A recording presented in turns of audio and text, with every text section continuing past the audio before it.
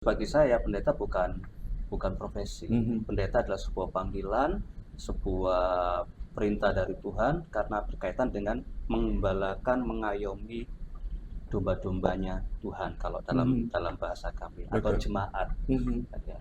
Bagaimana kita membimbing mereka, bagaimana mendoakan mereka ketika mereka butuh sesuatu secara rohani kita Iya. bisa backup. Selamat datang di ruang interogasi. Inilah podcast Obsesi. Baik, selamat datang di ruang interogasi. Sudah hadir bersama kami di ruang interogasi Bapak Pendeta Dr. Yuli Supriyanto, SPDK MTH. Apa kabar Bapak? Kabar baik. Kabar baik ya. Ini saya panggil apa tadi? Agent Rio. Ya, karena saat ini Pak Pendeta ada di ruang interogasi dan saya hostnya hari ini. Jadi Pak Pendeta boleh menyapa saya Agent Rio. Baik. Saya akan menginterogasi Pak Pendeta hari ini, tapi santai saja. Tidak seperti interogasi-interogasi di luar sana ya, yang mencekam begitu. Ya. Hari ini saya akan menginterogasi Pak Pendeta dengan santai gitu. Nanti kita bisa sambil sharing gitu Pak Pendeta ya. Baik, Pak Pendeta Dr. Yuli Supriyanto ini adalah Ketua Wilayah PGLII Kalimantan Utara periode 2025-2029. Betul. Saya harus jelaskan dulu ke pemirsa podcast Obsesi bahwa PGLII ini adalah kepanjangannya Persekutuan Gereja-Gereja dan Lembaga-Lembaga Injil Indonesia. Ya, benar. Baik, Pak Pendeta, ini pasti banyak sekali masyarakat yang masih awam dengan Persekutuan Gereja-Gereja dan Lembaga-Lembaga Injil Indonesia atau PGLII. Boleh dijelaskan dulu nggak? Secara singkat saja, apa sih sebenarnya PGLII? Ya, PGLII ini adalah yang disebut tadi adalah Persekutuan Gereja Lembaga Injil Indonesia, sebuah wadah dari gereja-gereja dan juga lembaga atau yayasan yang konsen untuk berkaitan dengan pemberitaan Injil dan hidup di dalam Injil itu. Baik. Dan mereka bersekutu bersama-sama sehingga mendirikan wadah ini. Baik, jadi artinya banyak gereja-gereja yang menjadi anggota di PGLI ini ya. Betul. Baik, sebelum nanti kita dalam lagi menggali lebih dalam terkait dengan PGLI, saya yakin bukan saya saja yang pengen tahu. Ini pemirsa juga pasti pengen tahu siapa sih sebenarnya seorang pendeta Dr. Yuli ini gitu. Boleh cerita sedikit nggak perjalanan mungkin sekolah, karir, dan mungkin juga organisasi, mungkin bisa diceritain sedikit. Nama saya Yuli Supriyanto tadi sebentar.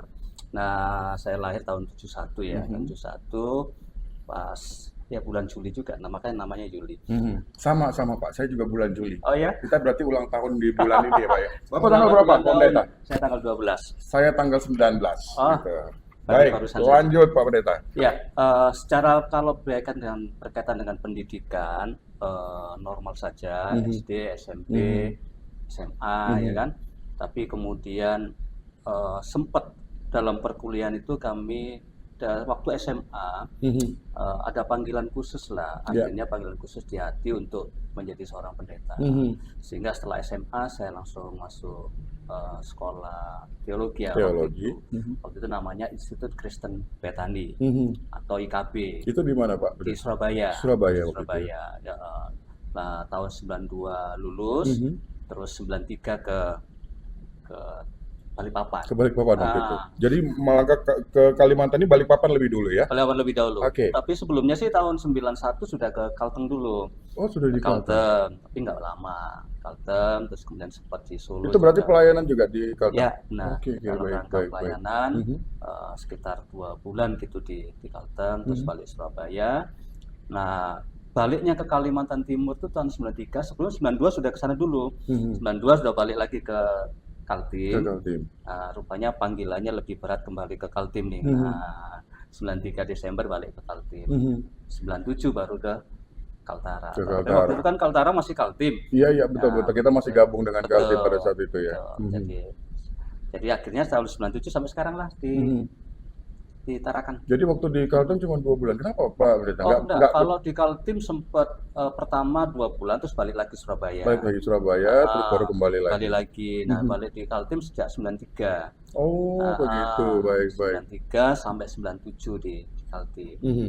Jadi Balikpapan waktu itu. di Balikpapan banyak artinya kehidupan atau hidup dari seorang Pendeta Yuli pada saat itu memang dipersembahkan untuk melayani, begitu ya. Betul. Dan ini tentunya apa yang tadi Pak Pendeta sebut sebagai panggilan hati, gitu. Benar. Karena ini nggak bisa di apa ya, didikte, ya tidak bisa, artinya kita juga bercita-cita karena itu semua memang betul-betul panggilan. Apa yang dirasakan pada saat itu Pak Pendeta? Bentuk panggilan ini seperti apa? Apakah ada keresahan atau mungkin melihat lingkungan begitu bahwa banyak mungkin orang-orang yang terlihat memang melayani dalam pelayanan begitu, atau seperti apa kisahnya? Eh, Susah juga diceritakan ya bagaimana ya. Tapi ada semacam dorongan tadi di hati ini. Tadinya sih memang punya cita-cita jadi guru, ya kan? Jadi guru. Tapi waktu SMP masuk ke SMA itu ada sesuatu pergeseran, nah. Pergeseran, kamu harus jadi pendeta, kamu harus full pelayanan di gereja. Nah, itu dorongan yang terus berbicara di hati ini. Nah, kami percaya itu adalah tuntunan Tuhan di hati, dan akhirnya saya lakukan sesuai dengan apa yang dorongan di dalam hati. Gitu. Jadi kalau bicara tentang gelisah enggak juga, enggak gelisah ya, artinya dorongan mengalir saja. Ada sesuatu yang berat sekarang. Nah, ini harus kamu lakukan sekarang. Baik. Ya, ini yang artinya kita terjemahkan menjadi panggilan itu tadi Betul. ya, yang kita tidak pernah tahu, tidak pernah kita prediksi dan Betul. cita-citakan tiba-tiba tercetus begitu saja. Baik. ah. Kalau boleh saya tahu, bagaimana lingkungan mungkin masa kecil keluarga Pak Pendeta pada saat itu? Apakah memang Pak Pendeta ini hadir di dalam keluarga yang cukup religius mungkin, atau biasa-biasa saja seperti orang awam masyarakat biasa begitu? Sebenarnya biasa saja ya, karena memang sebenarnya orang tua kami itu nggak ada latar belakang Kristen. Dan ketika saya SD kelas 2, mereka jadi orang Kristen. Kemudian membawa kami juga seluruh keluarga ikut menjadi Seorang Kristen ya. Nah, kalau bicara tentang religius juga enggak ya, karena keluarga kami biasa-biasa saja, dan orang tua juga bukan orang yang berpendidikan. Jadi yang penting hatinya mereka juga ingin melakukan sesuatu yang terbaik buat Tuhan, membawa kami untuk belajar ibadah begitu. Lewat anaknya akhirnya ya. Jadi cita-cita itu disampaikan ke Pak Pendeta. Oh, enggak juga. Jadi orang tua hanya mendidik kami jadi orang itu harus benar, harus baik. Nah, mereka bilang saya tidak terlalu pintar, jadi mereka ajarlah, bawa kamilah ke gereja, ikut bersama-sama mereka. Jadi mereka ikut ibadah, kami juga kalau di gereja itu kan ada yang namanya kebaktian anak-anak, atau yang kita kenal juga sekolah minggu. Sekolah minggu. Sekolah minggu. Jadi mereka cukup rajin dan cukup tegas membawa kami untuk ikut sekolah minggu. Iya. Di situ. Itu biasanya kalau maaf karena saya non Kristen ya, artinya kalau sekolah minggu itu apa yang biasanya diajarkan ke anak-anak di sekolah minggu? Sebenarnya kalau sekolah minggu zaman-zaman itu nggak terlalu apa ya, tapi spesifik gitu, ngajarin apa jadi gitu? ibadah buat anak-anak, nyanyi lagu anak-anak gitu. Happy ya, nah gitu. Kira-kira seperti itu.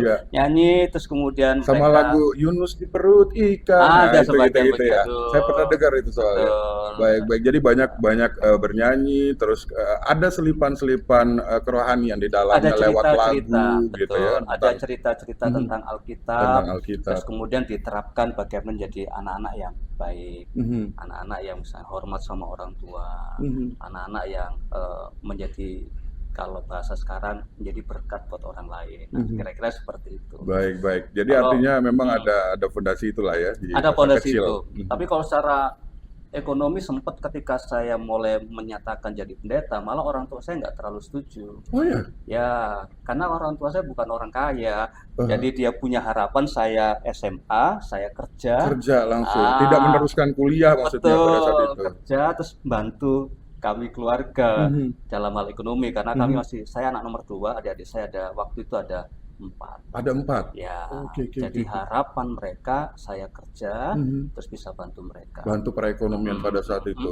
karena Tapi seorang Yuli ini ngotot banget gitu ya, bagaimana betul. bisa merubah apa namanya ekonomi dan harkat martabat keluarga kalau tidak berjuang begitu.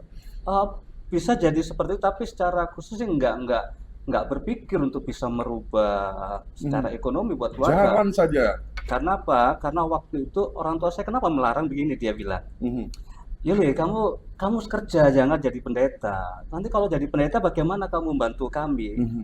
Kenapa? Karena pendeta yang kami kenal, tempat kami beribadah, karena waktu itu kami beribadah di sebuah kampung Iya. namanya.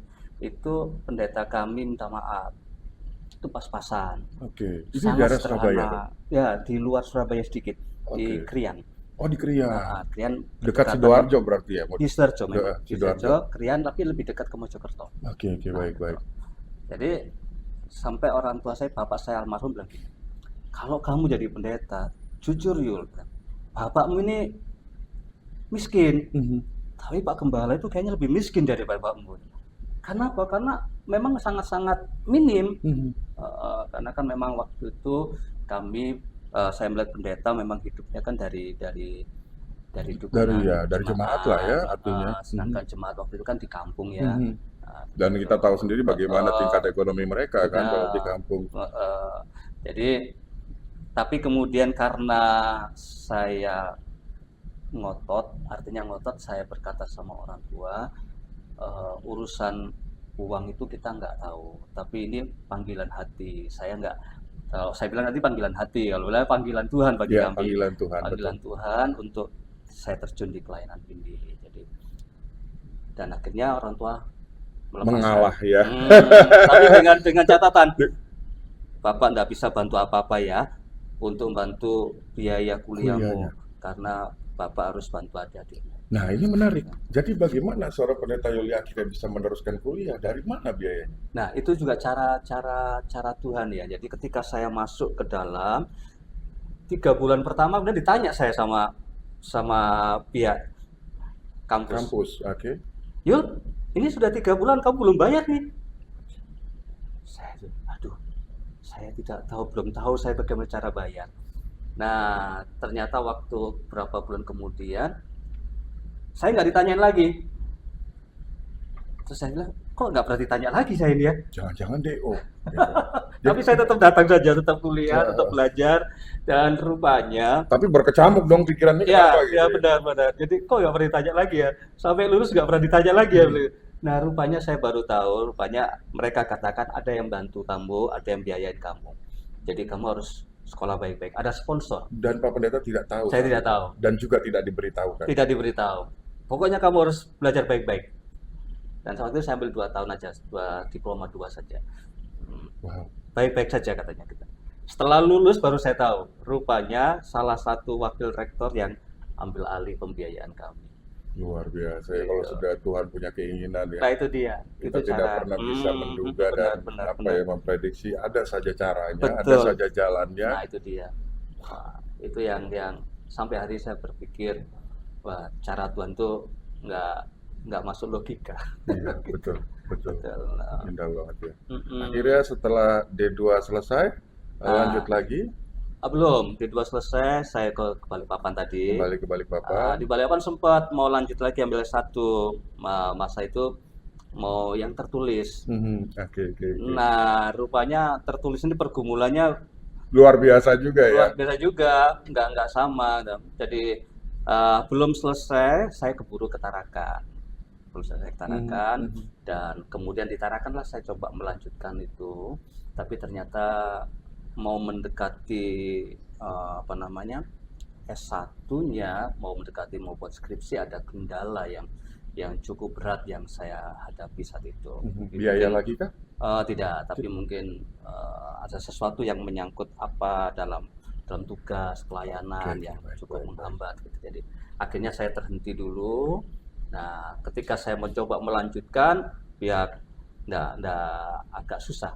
Tapi Tuhan punya cara. Sekali lagi Tuhan punya cara sehingga saya bisa ambil SP3 waktu itu. SPDK, dan kemudian di Samarinda, dengan waktu itu mereka buka kelas di sini untuk menolong teman-teman guru-guru agama yang perlu S1 waktu itu. Dan puji Tuhan, Tuhan punya cara sehingga saya bisa ambil bagian di sana menyelesaikan S1 SPDK saya. Baik. Ya, kalau tadi dengar ceritanya Pak Pendeta bahwa awalnya cita-cita kan pengen jadi guru nih, Betul. gitu ya.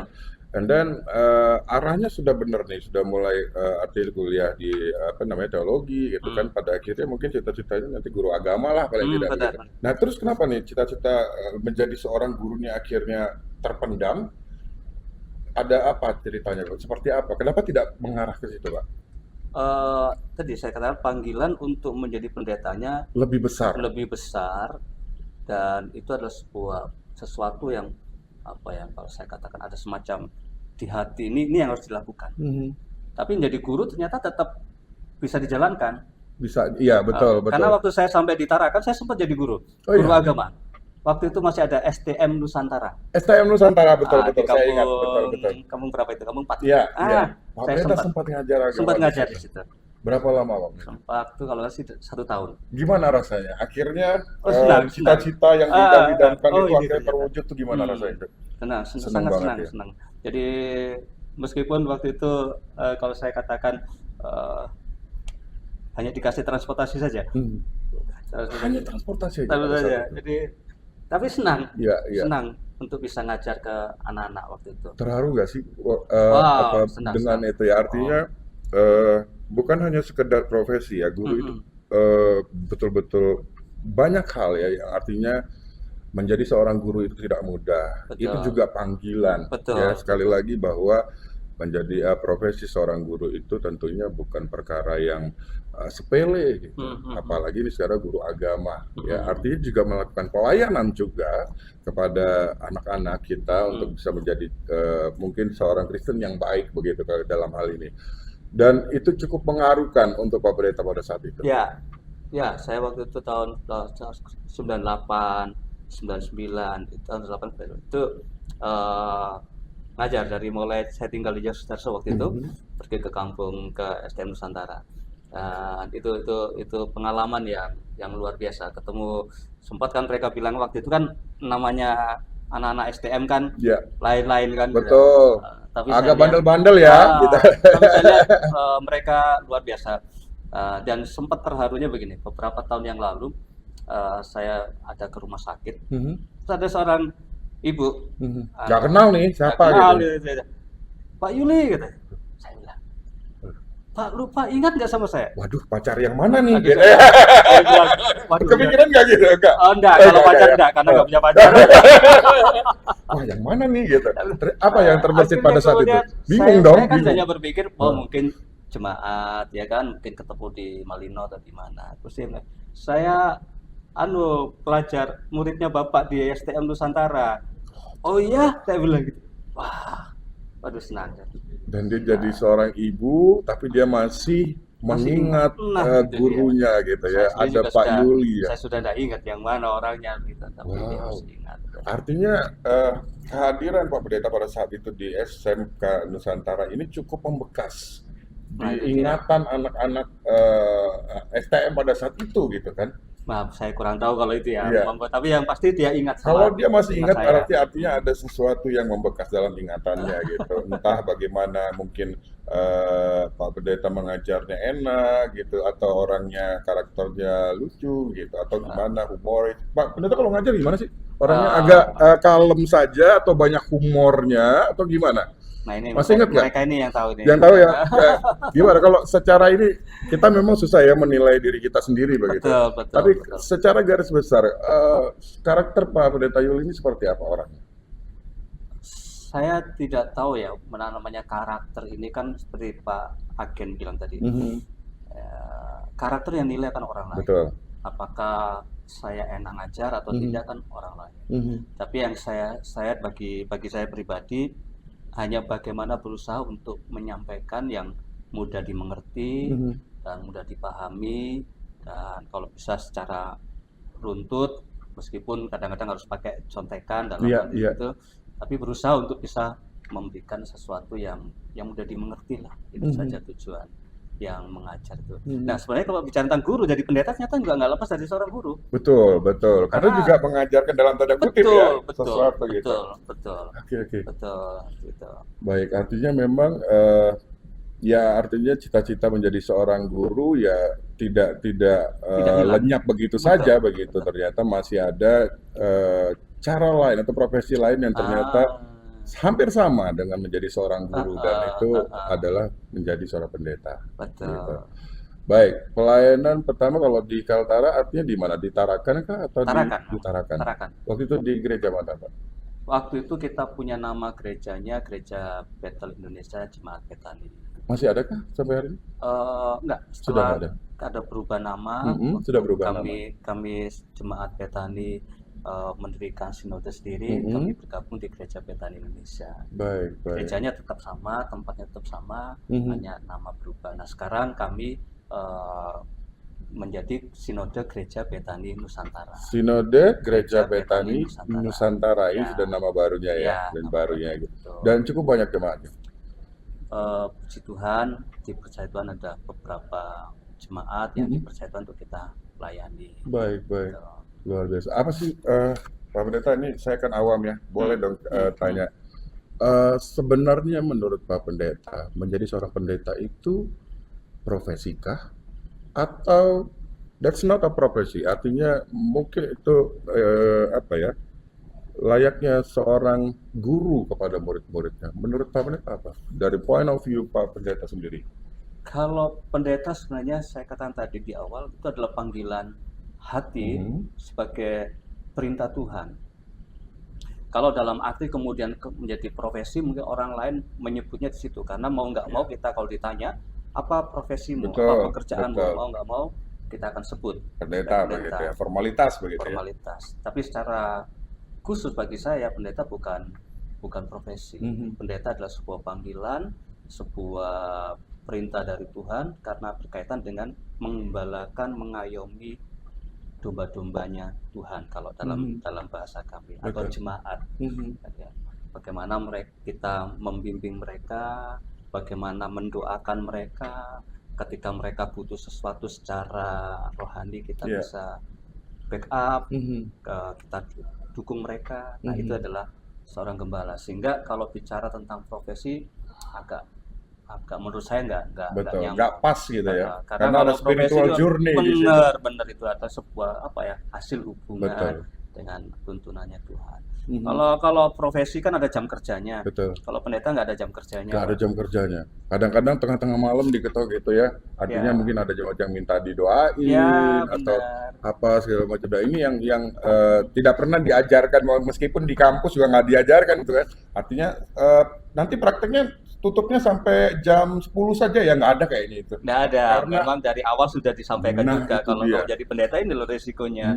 Betul, betul. Mentalnya juga harus disiapkan begitu untuk bisa menghadapi yang jemaat yang dengan berbagai karakter macamnya, ya kan, beragam-ragam, dan bagaimana mereka mungkin membutuhkan kehadiran seorang pendeta yang kadang-kadang nggak mengenal waktu gitu. Padahal seorang pendeta manusia juga, kadang-kadang butuh istirahat gitu, kadang-kadang juga pengen sendiri gitu ya, pengen ada apa namanya keinginan untuk bisa santai dulu gitu, tapi nggak bisa. Karena itu sudah kontrak. Agent lebih memahami pendeta ini.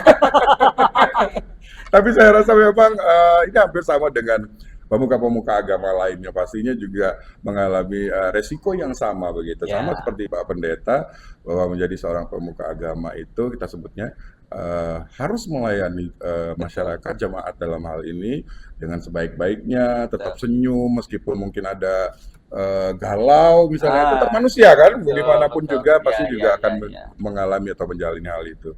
Oke, luar biasa. Jadi perjalanan rohaninya Pak Pendeta luar biasa juga, sampai akhirnya bisa mengajar juga dan lain sebagainya, dan sekarang memilih hidup dalam pelayanan kepada para jemaat begitu. Iya. Baik, Pak Pendeta, kita sekarang bahas PGLII. Nah, ini menarik. Nah, kalau di Kaltara sendiri, PGLII ini tadi sebelum kita mulai Pak Pendeta sempat menjelaskan bahwa sempat terhambat dengan adanya wabah COVID pada saat itu. Padahal kita sudah punya waktu di tahun berapa? 2020, 2019. 2019. 2019 bulan Oktober kita musyawarah daerah pertama untuk PGLI wilayah Kaltara. Kaltara ya.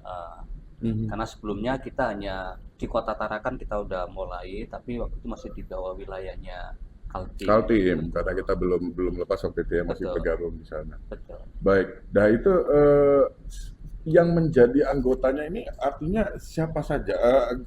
Bentar dulu, gereja mana saja yang menjadi bagian atau anggota dari PGLI? Kalau secara nasional itu ada 98 sinode gereja. 98 sinode gereja. Baik. 98 sinode gereja. Terus kemudian kalau lembaga atau yayasannya itu 65.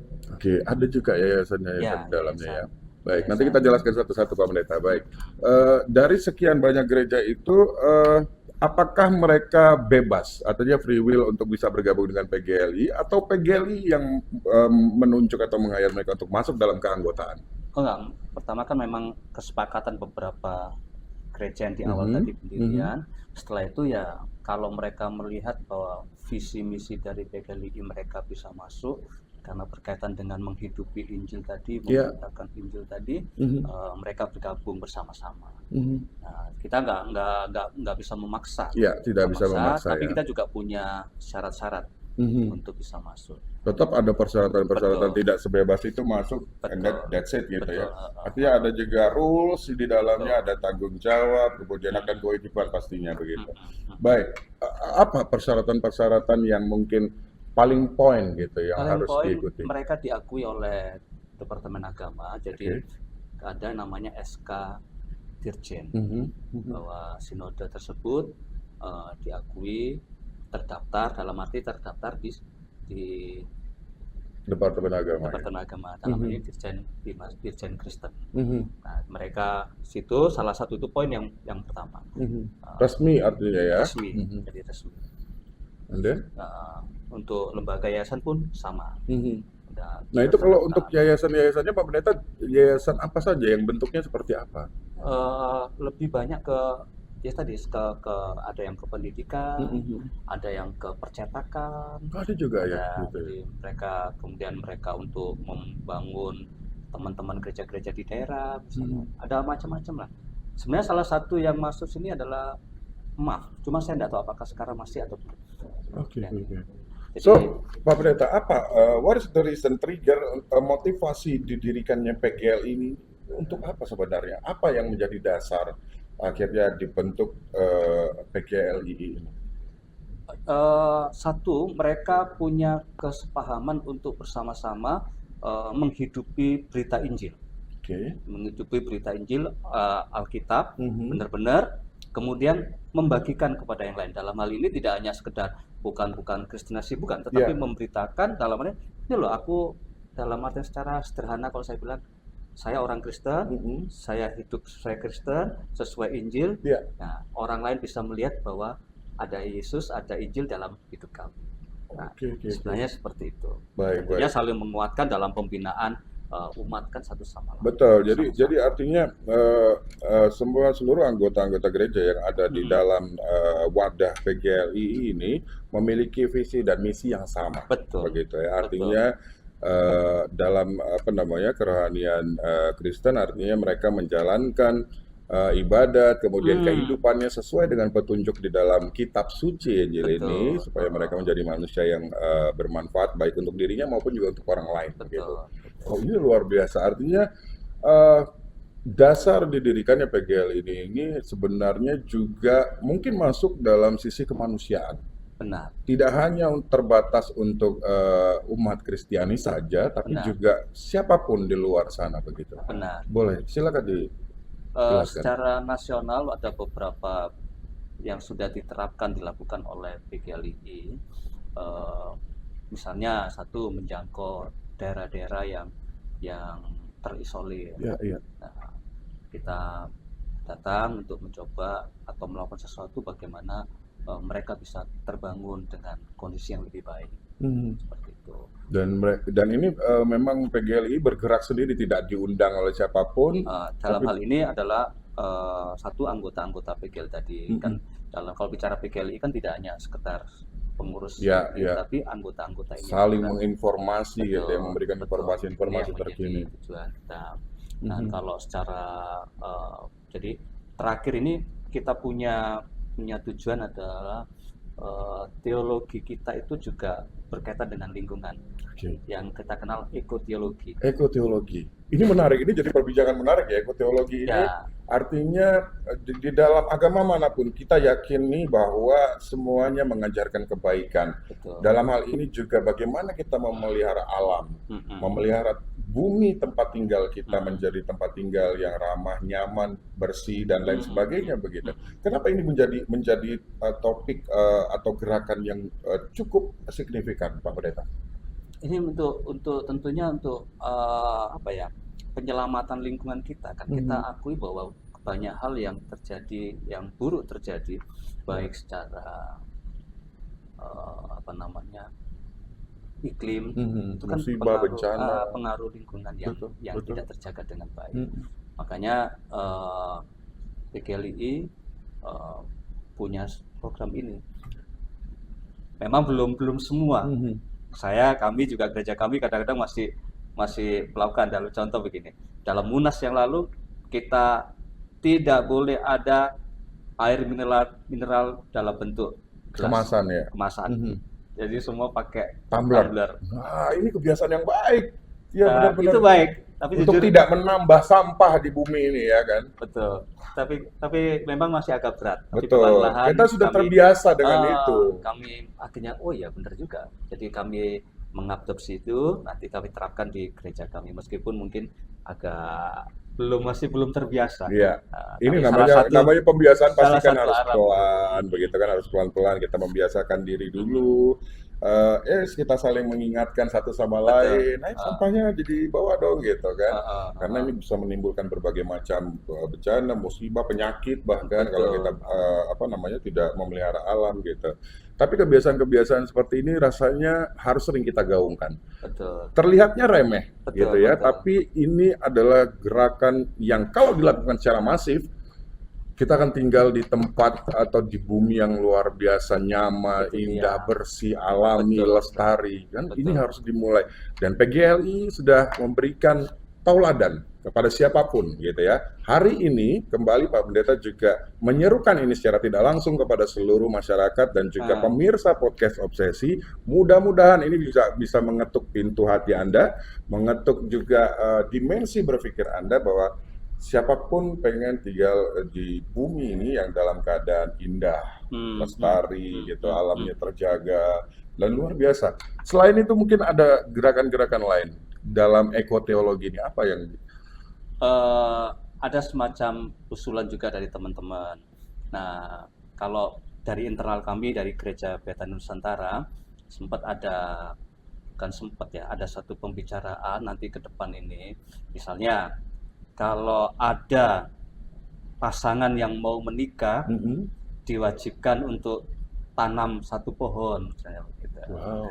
Kalau ada yang mau menikah harus menanam satu pohon. Minimal gitu. Gampang lah ya sebenarnya gitu kan ya. Gampang, satu kan nggak berat gitu. Betul. Tapi kan kalau itu dilakukan seluruh Indonesia, Terus dalam hal ini dalam sinode kami, maka itu kan banyak pohon yang ditanam. Betul. Akan banyak lagi oksigen dan paru-paru dunia menjadi semakin lebar begitu ya. Dan kita akan terus menghirup udara yang bersih dari pohon-pohon yang ditanam oleh orang-orang yang menikah ini tadi. Ya. Luar biasa. Ini salah satu yang sedang digaungkan dan kami berharap kami bisa melakukan itu, meskipun sekali lagi kita bilang ini baru permulaan dan saya harap ke depan bisa terus bergulir dengan berprogres lebih baik begitu.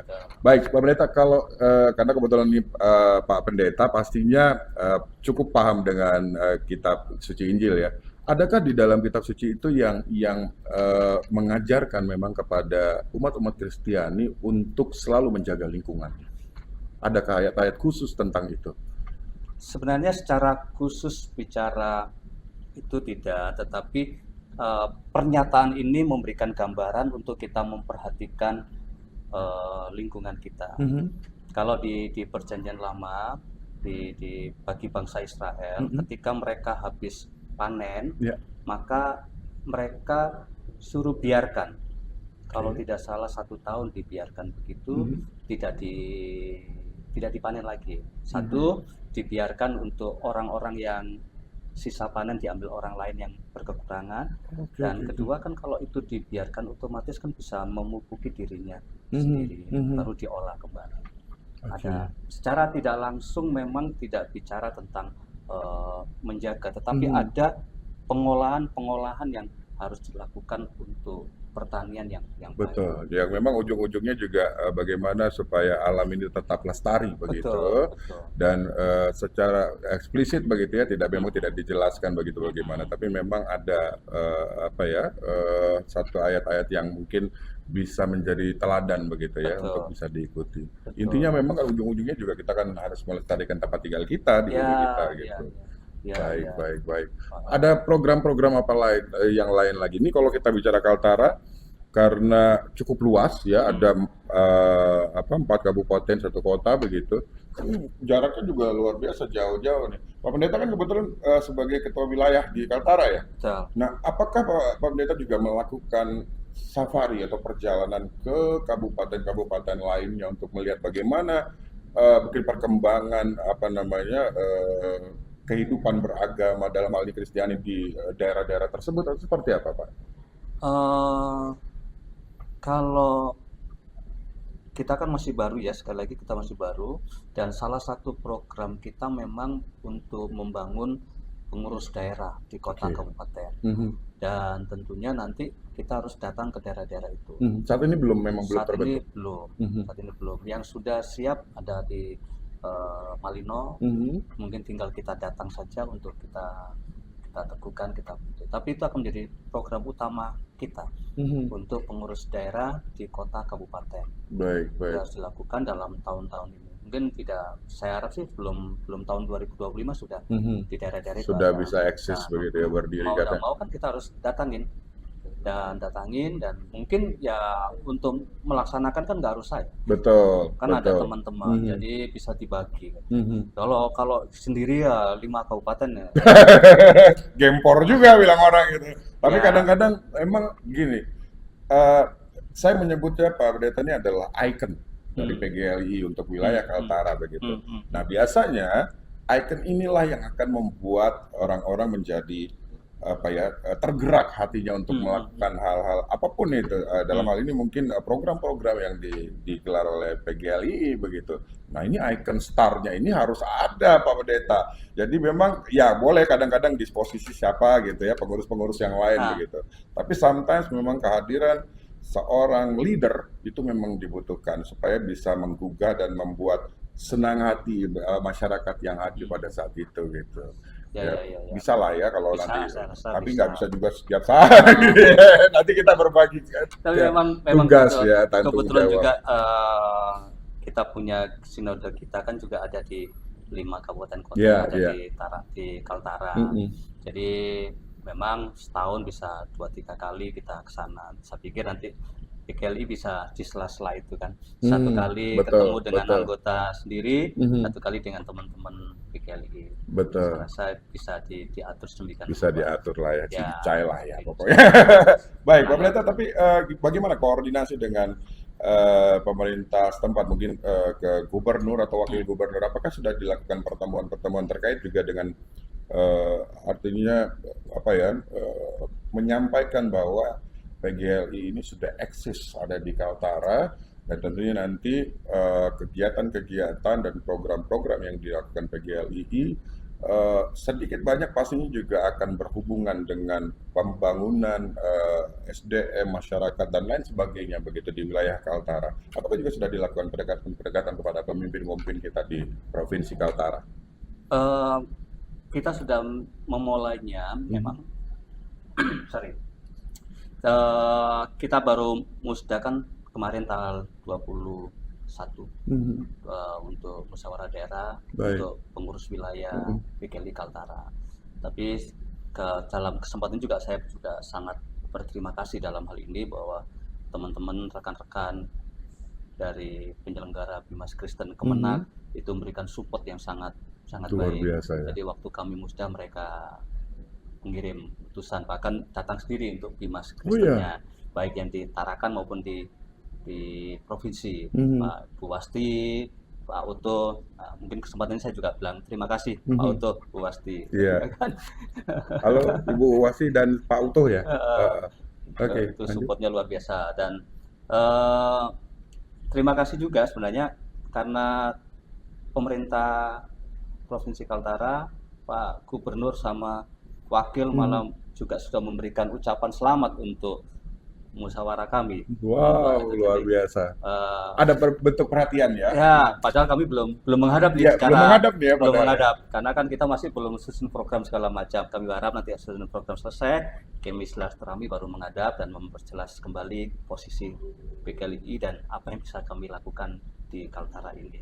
Tapi teman-teman sudah mulai membangun jejaring ya, komunikasinya ya. Masuk Pak Cornelius ini yang sekarang ada bersama kita ini. Iya. Ini luar biasa ini ya. Beliau juga bagian kami karena dia di bagian kelembagaan. Oh gitu. Untuk hubungan kelembagaan dengan lembaga yang lain. Oh begitu. Yang Pak Pendeta harus tahu, beliau ini cukup terkenal di mana-mana warung, gitu.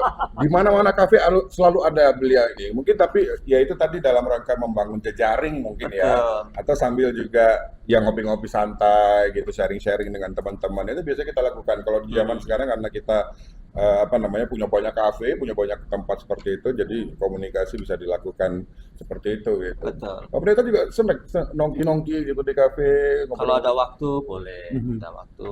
Nah, ya kalau ngumpul ngopi saya suka. Mau kopi apa nih? Macam-macam ya yang bisa gitu. Tapi biasanya siapa saja yang ada di dalam circle Pak Pendeta? Selain mungkin kita lepaskan dulu PGLI. Kalau Pak Pendeta lagi ngobrol seru itu, siapa saja circle yang ada di sekitar Pak Pendeta? Kalau hari-hari ya saya sering kali sama teman-teman di gereja saja sih, rekan-rekan, anak-anak muda yang memang suka ngopi-ngopi. Baik. Tapi kalau secara umum, ya kalau ketemu di warung kopi siapapun, ternyata mereka juga welcome, ya saya juga welcome, kita ngobrol semua.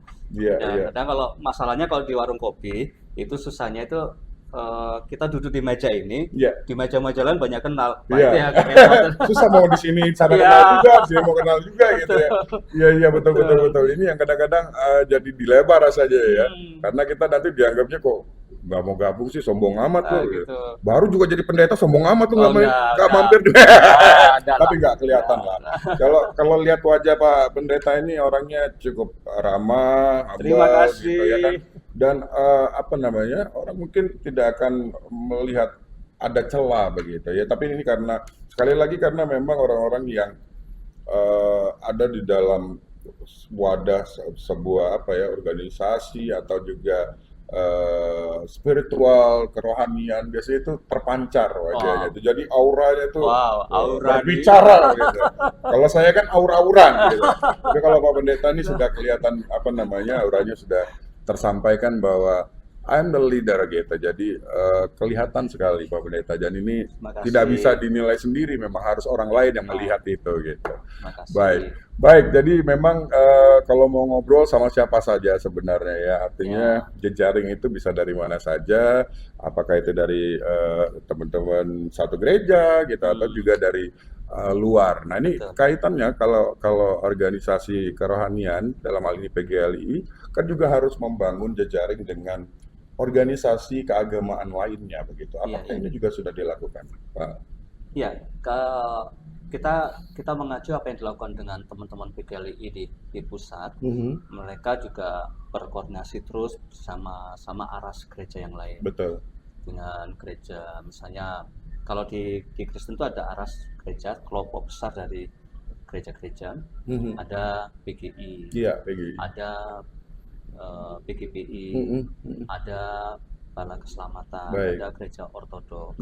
Nah mereka ini juga membentuk sebuah persekutuan atau forum komunikasi, dan mereka juga tiap bulan juga mengadakan komunikasi antar pengurus. Nah kami berharap nanti kami di Kaltara juga demikian, kami akan terus mencoba koordinasi dan juga kalau istilah kami berfellowship lah, Iya, iya. berfellowship, silaturahmi dengan aras-aras yang lain. Bersinergi lah ya, Iya, begitu. tentunya kemudian membangun sinergi tadi, jejaring tadi, sehingga apa yang bisa kita kerjakan mereka, apa yang bagi kami bisa kerjakan, dan sama-sama untuk satu tujuan yang sama untuk pembangunan. Khususnya kalau bicara tentang masyarakat secara umum, bagaimana membangun yang terbaik di Kaltara. Betul. Dan kami berharap sih kami menjadi wadah yang bisa bekerja sama dalam ini dengan pemerintah untuk bisa apa yang bisa kami lakukan.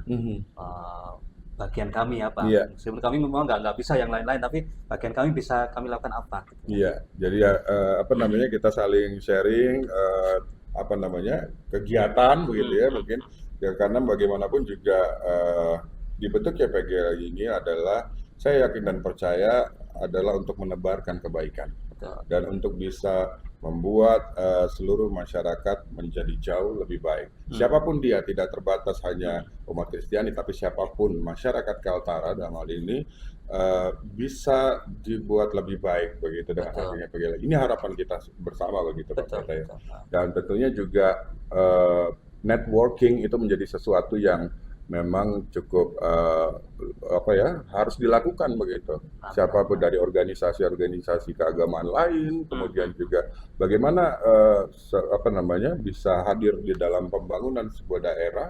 Tentunya kita harus tahu medannya nih. Nah, biasanya kan kita tahu itu dari organisasi-organisasi yang mungkin sudah berdiri jauh lebih dulu gitu dibandingkan. Iya. Betul, dan saling sharing bagaimana caranya untuk bisa membuat sebuah program yang bermanfaat untuk sesama begitu. Benar.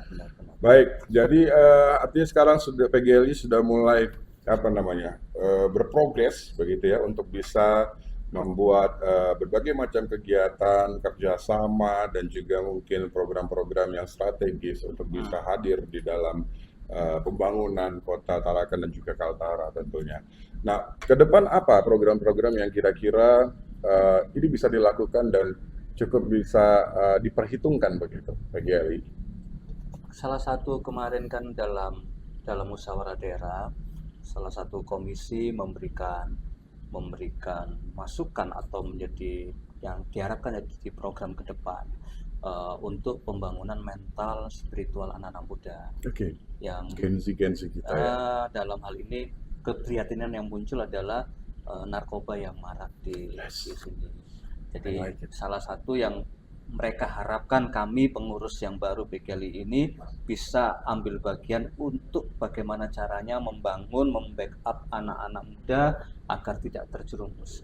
Tapi tentunya nggak cuma anak-anak muda, karena ternyata banyak yang ketagihan ini bukan betul. cuma anak muda, bahkan semuanya. Nah itu yang menjadi salah satu konsen yang di depan kayaknya harus kami lakukan ke depan. Baik. Tentunya harus bekerja sama, nanti baru kita akan cari tahu bagaimana bekerja sama dengan tadi organisasi apa yang sudah duluan. BNN misalnya, BNNK, BNNP gitu ya, bagaimana bisa melibatkan PGLI dalam hal ini untuk bisa sama-sama memberantas extraordinary crime tentang penyalahgunaan dan juga peredaran narkotika.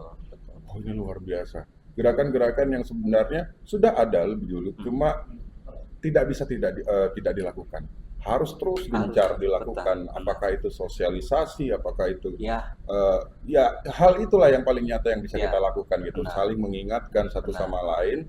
Dan dalam hal ini karena pendeta juga pastinya juga secara rohani mendoakan anak-anak, sebuah keluarga untuk bisa terbebas begitu ya, untuk jangan sampai nyemplung di daerah-daerah terlarang seperti itu gitu.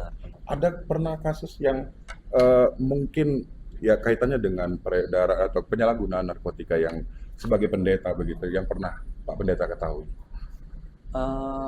Secara langsung sih saya belum pernah.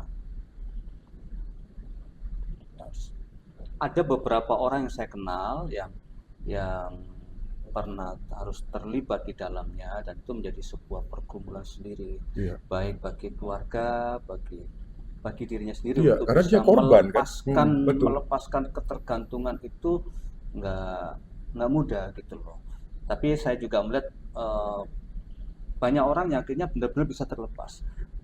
Jadi beberapa dari mereka Setelah lewat baru mereka nggak kasih tahu, memang nggak cerita Pak saya ini Iya, tergantung, iya. nggak kan ini sesuatu yang Dianggap aib oleh satu sebagian aib, masyarakat. tapi Ya, juga kan berbahaya kalau sampai orang lain tahu, bisa-bisa kena tangkap dan segala iya, iya, macam. betul, Jadi betul. dia hanya datang, Pak saya ada pergumulan, tolong didoain, kami ada masalah, tolong didoain.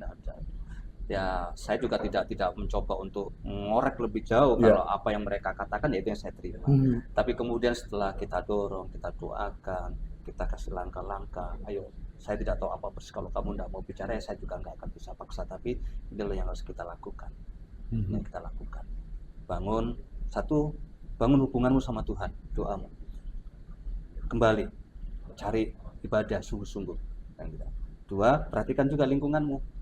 Kalau lingkunganmu tidak menolong kamu, bagus kamu tinggalkan, itu akan berbahaya. Nah, cara perlahan-lahan ternyata beberapa waktu kemudian dia bilang, Pak terima kasih Pak, saya sudah enggak lagi, dulu sebenarnya waktu saya datang sama Bapak saya Ketergantungan. nanti Akhirnya baru dia buka bahwa sebenarnya pergumulan yang dia rasakan itu adalah itu. iya. Gitu. Nah, memang Luar dan biasa. saya melihat sih banyak di tempat yang lain juga, saya melihat teman-teman pendeta juga berkumpul menghadapi hal sama, dan banyak juga di luar, di luar gereja saya juga melihat hal-hal itu sangat buruk lah, pengaruh narkoba ini. Betul, dan kita lihat faktanya di lapangan bahwa kadang-kadang kita sukar membedakan begitu apa dia seorang user atau bukan begitu. Kadang-kadang kita melihatnya dia cukup orang yang beriman begitu ya, artinya kegiatannya jelas dan lain sebagainya, tapi ternyata ada sesuatu gitu, dan kadang-kadang ini yang membuat kita shock gitu, tidak menduga sebelumnya begitu. Tapi luar biasa, artinya salah satu jemaat Pak Pendeta tadi dia punya kesadaran untuk bisa terlepas dari itu gitu, dengan curhat lah ya dengan pendeta gitu, supaya minta didoakan dan lain sebagainya. Karena tidak semua korban seperti itu. Benar. Biasanya mereka bergumul dengan dirinya sendiri dan stres, akhirnya galau dan lain sebagainya. Bahkan kadang-kadang sampai ada hal-hal yang tidak kita inginkan gitu.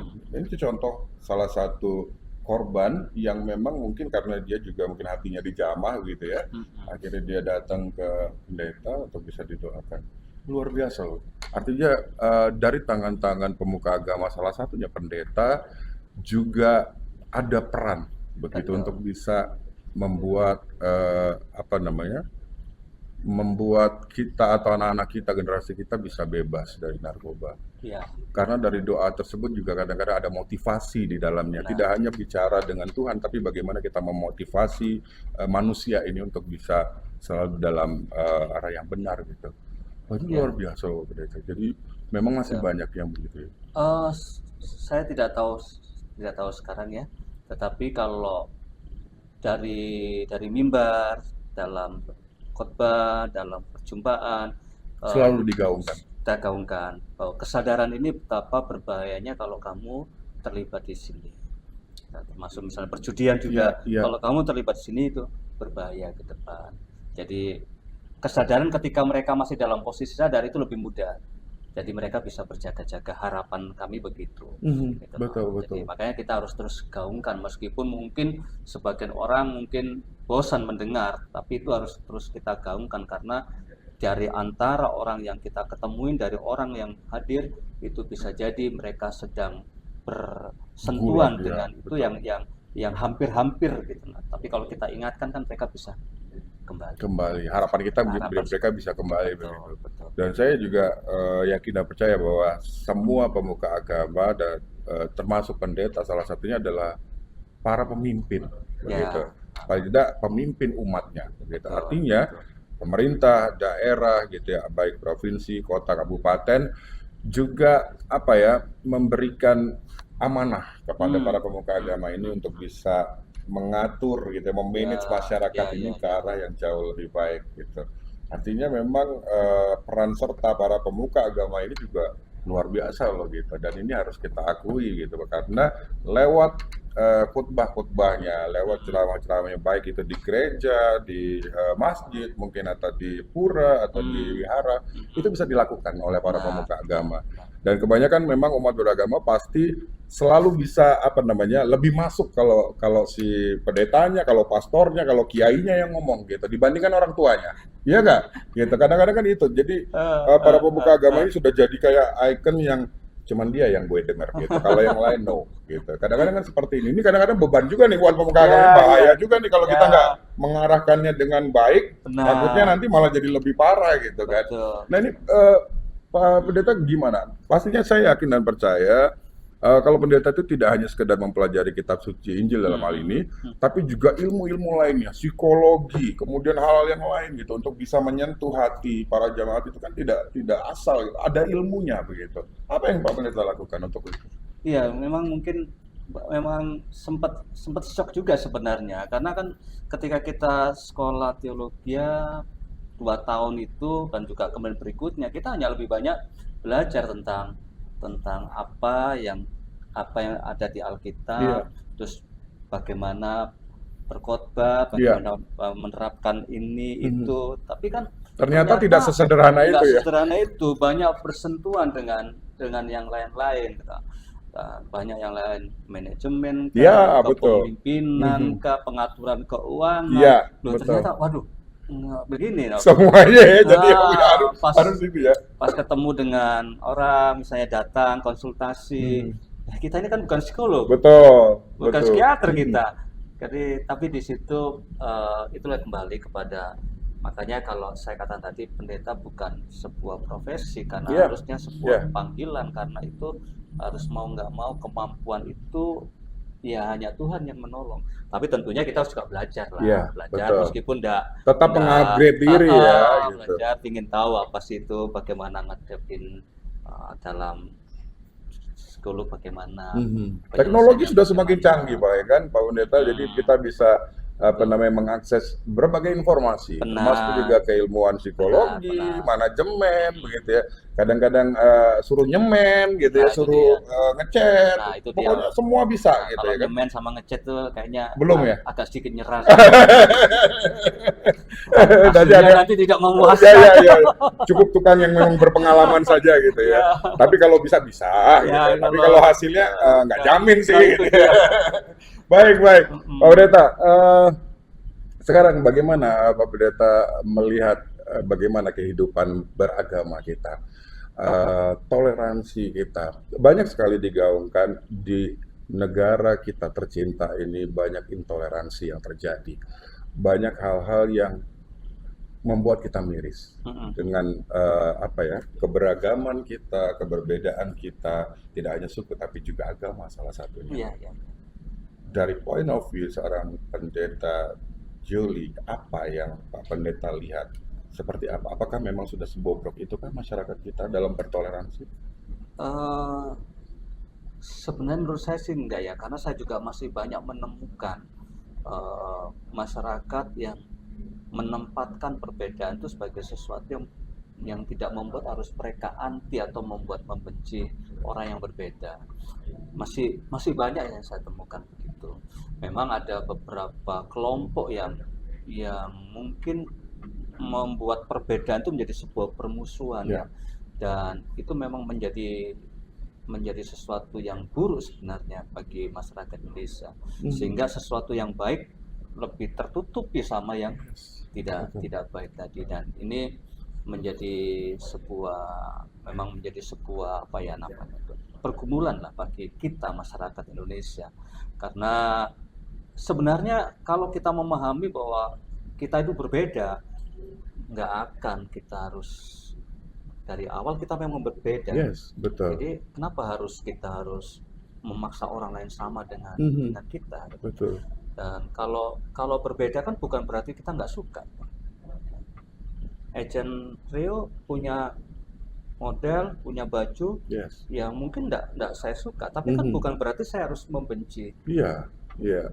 Namanya kesukaan, namanya perbedaan itu kan selalu ada. Betul. Dan di dalam dunia ini, dalam artian manusia nggak ada yang sama menurut saya. Betul. Bahkan si kembar berbeda. Juga ada perbedaannya gitu, meskipun kembar. Nah, mungkin kesiapan untuk berbeda inilah yang yang masih belum tertanam di masyarakat. Misalnya juga ini contoh sederhana aja. Pemilu sudah lewat, musuhannya masih jalan sampai Ya, sekarang. ya. Nah ini kan apa namanya kebablasan kalau bilang Nah orang Jawa ya. gitu. Artinya harusnya sudah Iya, saling maksudnya berangkulan kembali maksudnya kan gitu. kita memang berbeda, kita beda pilihan. Iya. Tapi kenapa kita harus musuhan? Mhm. Ya udah, selesai ya selesai. Mhm. Tapi mungkin ini perlu dari kesadaran dari kita semua lah bagaimana caranya.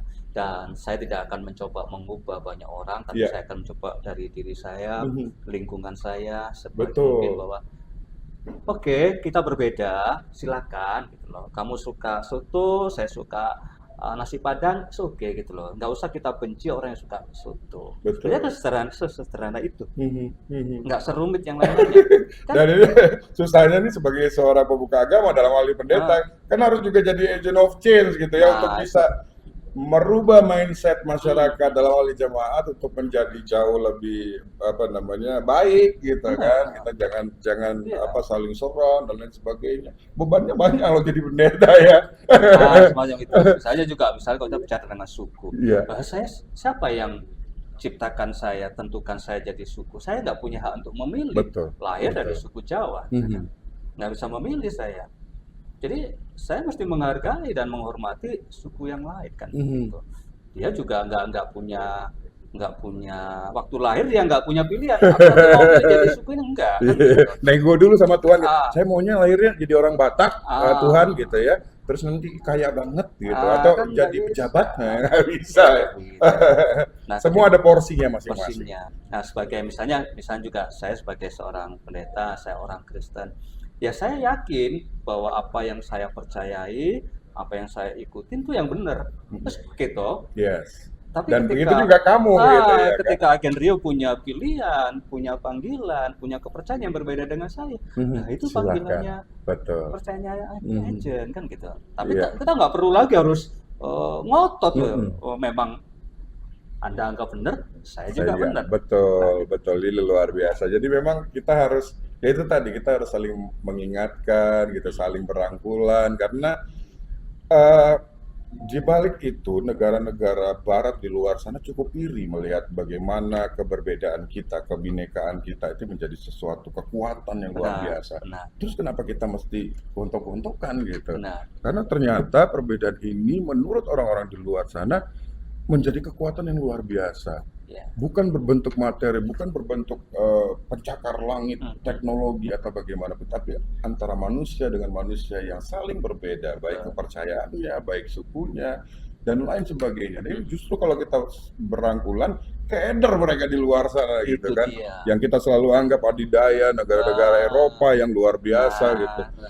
Indonesia punya perbedaan itu yang Iya, luar biasa. seharusnya itu Dan sangat menjadi, indah Pak Pendeta. sebenarnya harus itu. Kita lihat budaya saja. Betapa kayanya budaya kita. Masing-masing, kalau bicara tentang tarian aja, Mhm. masing-masing suku punya tarian. Betapa Betul. kayanya kita. Mhm. Jawa aja sudah ada berapa Nah, ribu gitu ya kan, tari ini, tari itu, Jawa Tengah, Jawa Timur, Jawa Barat, banyak banget.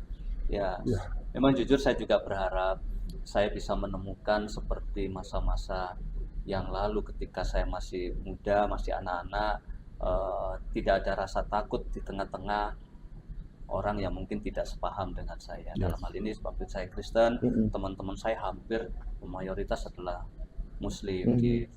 Mereka enggak ada tuh.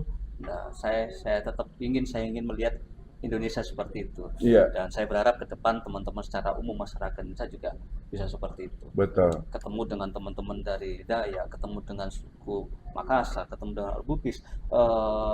Ketika ketemu, oke, senang, Mhm. rame, bahkan ngopi, kita bicara. Nah, Iya, itu sesuatu yang luar biasa. jadi lebih indah kan kalau begitu ya Pak Pendeta ya. Betul, Dan betul. sudah saatnya mungkin kita sebut saja mungkin masih ada oknum-oknum yang seperti itu.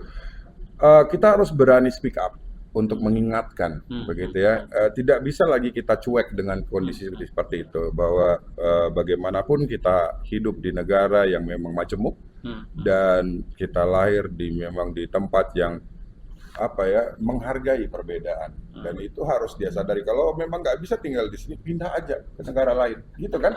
Kita harus pick up Pak Pendeta, karena Pak Pendeta mungkin sudah sampai beliuran gitu ya kasarnya gitu ya, ngomong ke semua jemaatnya, mungkin ke teman-teman terdekat begitu kalau ada hal ini dan seperti itu gitu. Tapi ini juga kan menuntut peran serta seluruh masyarakat Ya, untuk bisa saling apa namanya, mengingatkan. benar. Kita Nggak bisa kita cuma lewat pemuka agama, lewat apa namanya, pendeta, lewat pastor, lewat kiai mungkin, tapi harus disertai juga dengan kekuatan masif dari masyarakat. ya, Gitu, untuk nah, saling. memang begitu. Nah, bagian saya karena saya pendeta di lingkungan teman-teman Kristen, Betul, maka saya menyampaikan apa yang seharusnya memang dilakukan sebagai orang Kristen. betul. Dalam hal ini ya, ayo kita ini tidak hanya sekedar, makanya kami di Kelly menghidupi firman Injil itu nggak cuma ngomong gitu loh. Iya. Nah, ayo lakukan. Nah, itulah. Ada action gitu ya. Nah, istilah kalau Oke, oke. istilah kami itu jadi terang, jadi garam di Jadilah tengah terang. masyarakat. Nah, tanpa harus kita merubah diri kita menjadi sama dengan mereka, tapi kita bisa menjadi berkat buat mereka, menjadi terang bagi mereka. Luar biasa, beautiful. Dan yang jelas memang kalau kalau pemuka agama, pendeta dalam hal ini kan kalau ngomong tuh biasanya mandi, kalau bilang orang Jawa, manjur gitu ya, karena ada apa namanya, keterlibatan Tuhan di dalam situ. Nah makanya untuk itu ya kita memang sebagai masyarakat harus saling bergandeng tangan untuk Betul. bisa mengatasi berbagai macam problem tadi, seperti Betul. lingkungan, kemudian narkoba dan lain sebagainya, perbedaan intoleransi dan lain sebagainya. Ya, Gitu. ya, ya. Harus kita bantu gitu, dan kita harus support gitu, saling support satu sama lain supaya nanti daerah kita minimal di Kaltara menjadi terpandang gitu tidak hanya di Indonesia tapi juga di dunia luar sana. Wah, luar biasa. Pak Pendeta, ini kita sudah ada di segmen terakhir di perbincangan kita ini.